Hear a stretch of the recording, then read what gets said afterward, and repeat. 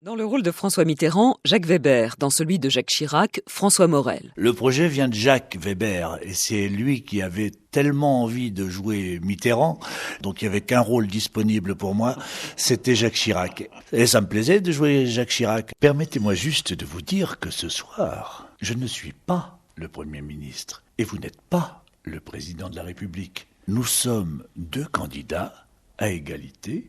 Vous me permettrez donc de vous appeler Monsieur Mitterrand. Mais vous avez tout à fait raison, Monsieur le Premier ministre. Les dialogues entraient dans l'histoire, un face-à-face qui ne pouvait que séduire l'homme de théâtre qu'est Jacques Weber. J'ai eu tout le loisir de constater qu'il s'agissait pas d'une pièce de théâtre, mais d'un objet de théâtre, puisqu'il y a une tension entre deux personnages, il y a une dramaturgie, et il y a un enjeu extrêmement important sur le plan de l'histoire et sur le plan de l'intimité de ces deux hommes. Deux hommes, deux monstres de la politique qu'il faut évidemment éviter de caricaturer. François Morel. J'essaie à aucun moment d'imiter Jacques Chirac, mais j'essaie quand même de jouer un certain tempérament qui est très physique.